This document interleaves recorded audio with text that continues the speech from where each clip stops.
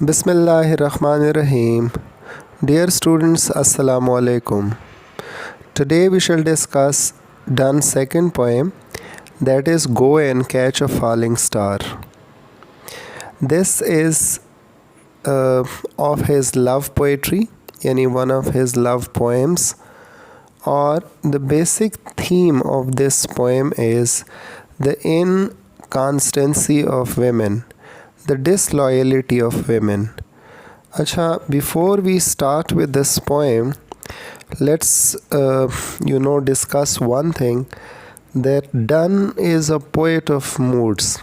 Donne एक ऐसा शायर है who has like different moods prevail over him. Sometimes he is elated, यानी बहुत ज़्यादा खुश होता है, he is jubilant, he is happy. In that mood, when he writes a poem, that is different, and there he praises a lot. He is happy. Once he is happy with his beloved, तो वो अपनी beloved की बहुत ज़्यादा तारीफ़ करता है. और आप जिस तरह उर्दू में मुहावरा है कि ज़मीन और आसमान के कलाबे मिला देता है. But on the other hand, when he is unhappy, he shows a lot of cynicism. Cynicism का मतलब indifference, तलखी, ला ताल्लुकी. वो बहुत ज़्यादा एक इंतकाम का उसकी पोइट्री के अंदर जज्बा होता है. और एज़ वी ऑल नो कि डन के लंदन में स्टे के दौरान he had a lot of affairs. He had a lot of love affairs, जिसमें से उसे मुख्तलिफ, he had been through varied experiences, these emotional experiences.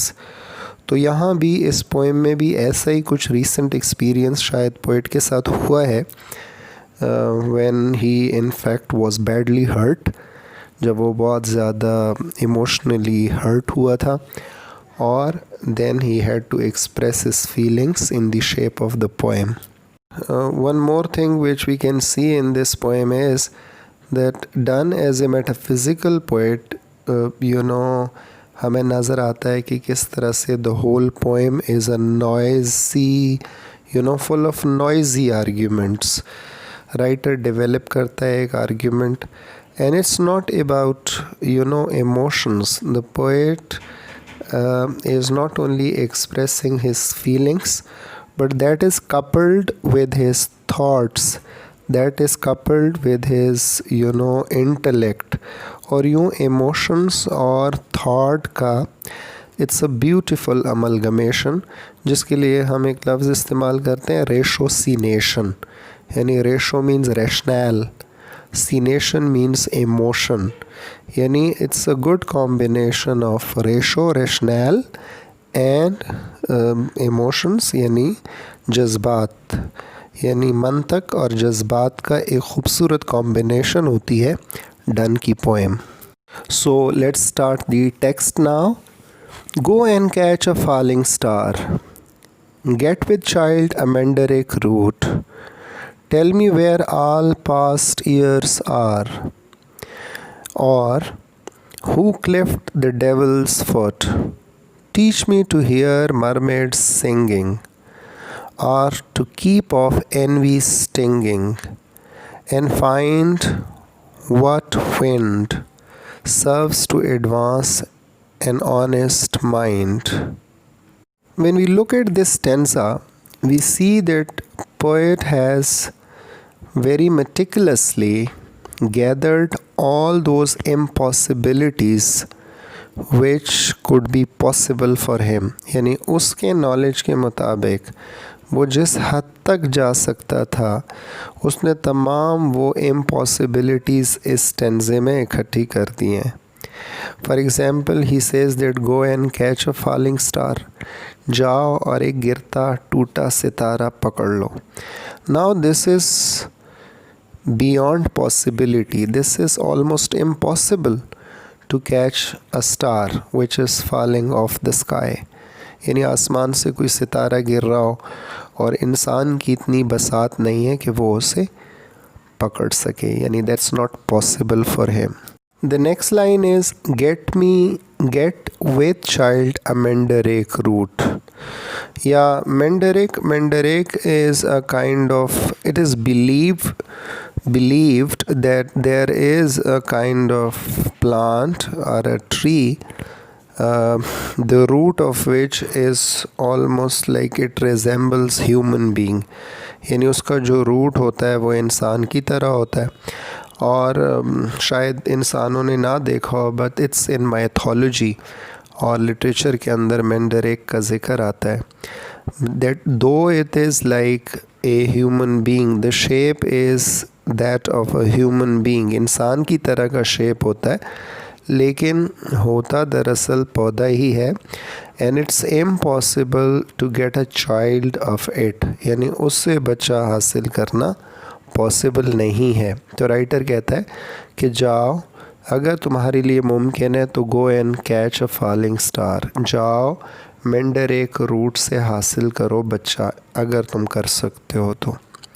मज़ीद, tell me where all past years are, and moreover, माजी को लौट के लाना शायद किसी के लिए भी पॉसिबल नहीं है. माजी को लौटाना इज़ नॉट पॉसिबल.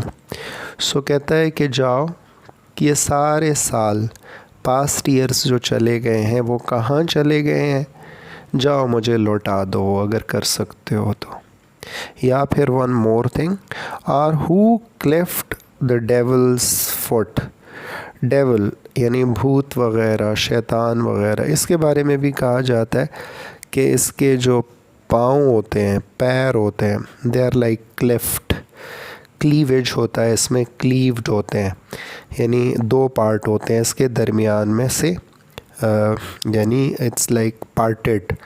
जैसे हमारे इंसानों के पैरों में 5 उंगलियां होती हैं, they have got only 2 parts. तो डेवल के फीट को किसने क्लेफ्ट किया, किसने उसको 2 हिस्सों में तकसीम किया, उसके बारे में मुझे जाके बताओ अगर बता सकते हो तो. Teach me to hear mermaids singing. Mermaid is another imaginary concept जो किसी शायद ह्यूमन आई से, नेकेड आई से किसी ने कभी ना देखा हो, but it has been part of literature and mythology. Mermaid के बारे में कहा जाता है कि it's a kind of fish, the lower part of which is of a fish and the upper part of which is of a woman, यानी ऊपर का चेहरा उसका औरत का होता है और नीचे वाली जो दड़ है वो फ़िश की होती है. तो वो कैसे गाती है, वो मरमेड जब गा रही होती है, यानी हमारी उर्दू में इसके लिए जल परी. तो वो जाओ, अगर तुम मुझे सिखा सकते हो तो वो सिखा के दिखाओ. और to keep off envy's stinging, envies here we can like translate it as jealousy. और क्यों लोग envious होते हैं, क्यों लोग jealous होते हैं, एंड कैसे jealousy से बाज रहा जा सकता है, how to keep off jealous feelings, jealous feelings से इंसान रहे दूर तो कैसे रहे. यानी राइटर का कहना है, डन का, कि शायद ये भी पॉसिबल नहीं है, तो इसलिए वो कह रहा है कि कैसे जेलस ना हुआ जाए वो तरीका मुझे बताओ. And find what wind serves to advance an honest mind. And what wind, कैसी हवा होती है जिसमें पल कर एक इंसान जो है वो ऑनेस्ट बन जाता है और उसी फ़ज़ा, उसी हवा, उसी एनवायरनमेंट में रहते हुए एक इंसान डिसऑनेस्ट बन जाता है. What makes somebody living in the same atmosphere, eating the same food, living in the same piece of land, become an honest man, and using the same ecosystem एक इंसान जो है dishonest बन जाता है. ऐसा क्यों होता है? तो the poet is raising a number of questions, और उसका मतलब ये है कि अगर तुम ये नहीं कर सकते, it's a kind of preamble. Preamble का मतलब होता है तमहीद बांधना. वो जो असल बात वो करना चाह रहा है वो इतनी इम्पॉसिबिलिटीज़ को इकट्ठा करके एक तमहीद बांधता है और असल बात आगे चल के करता है. द नेक्स्ट स्टेंजा इज़ कि if thou beest born to strange sights things invisible to see, right to 10,000 days and nights, till age snow white hairs on thee. Thou, when thou returnest, will tell me all strange wonders that befell thee, and swear nowhere lives a woman true and fair. So here the poet says that agar, if thou beest born to strange sights, and if you are a good tourist, if you are somebody who visits off and on different places, and he is fond of visiting different strange sites, अजीब व गरीब मकामात को visit करता हो, rare localities पे जाता हो, locations पे जाता हो, तो मैं एक आपको चैलेंज देता हूँ।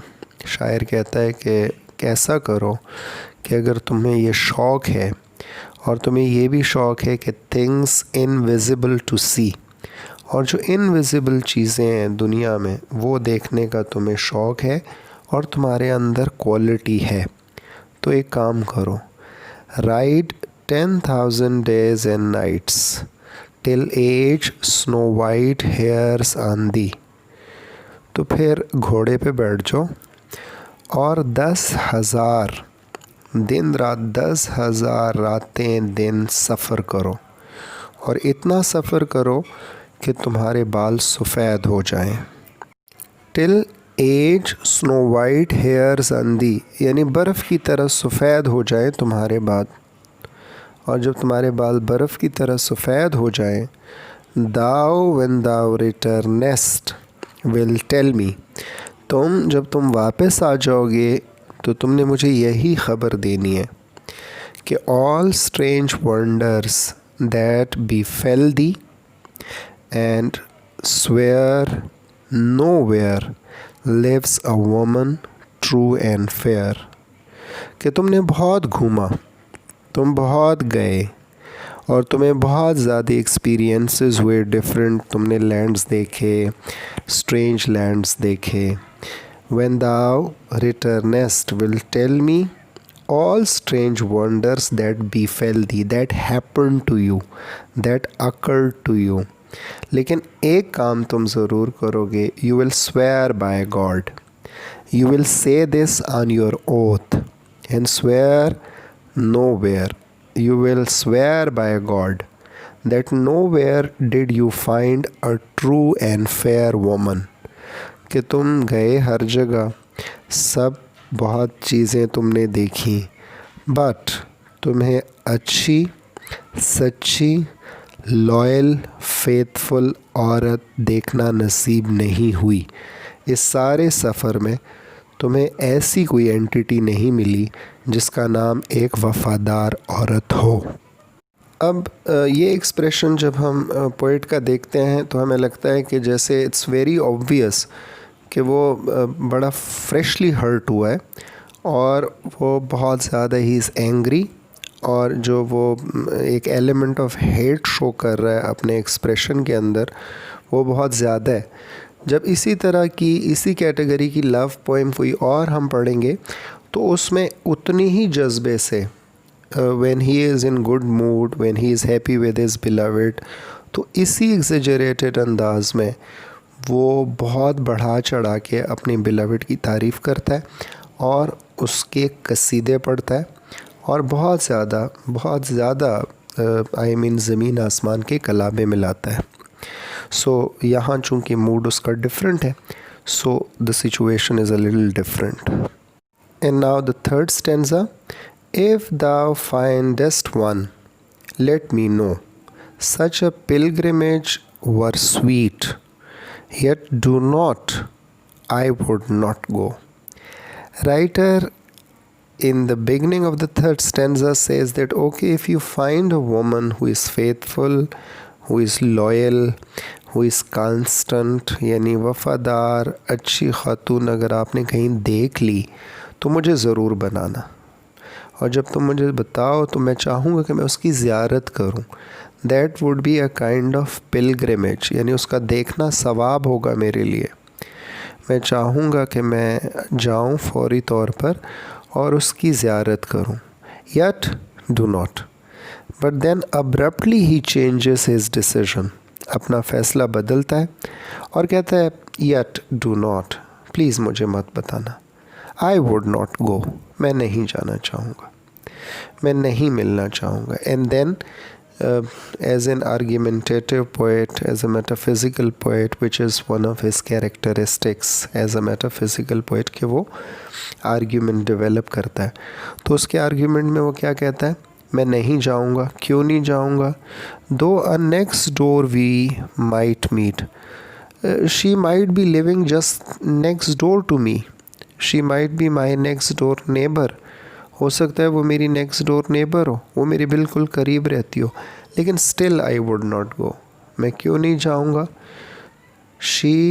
दो she were true when you met her. अगरचे जब तुम उससे मिले तो वो ठीक थी. She was okay, she was fine, she was true. लेकिन इस बात का क्या एतबार है कि जब तुम मुझे ये बताने आए तो तब तक, और या मुझे ख़त लिखा तुमने, जैसे कि नेक्स्ट लाइन है, and last till you write your letter yet she will be false ere I come to 2 or 3. यानी इस बात का क्या एतबार है कि by the time you write me a letter and you inform me about the fact that you have found out a woman who is faithful and constant, by that time she might have like cheated 1 or 2. यानी 2-3 लोगों को तब तक वो धोखे दे भी चुकी हो. तो इसलिए मेरा तो मुकम्मल तौर पर एतबार उठ चुका है और इसलिए मुझे इन्फॉर्म मत करो. Ere means before, and before you I reach there, तब तक क्या हो, वो फॉल्स हो चुकी हो. She might have cheated 2 or 3. She might have cheated 2 to 3 people. So dear student, here we end. Thank you very much. Keep on watching my channel, like it, share it, and also subscribe it. Allah Hafiz.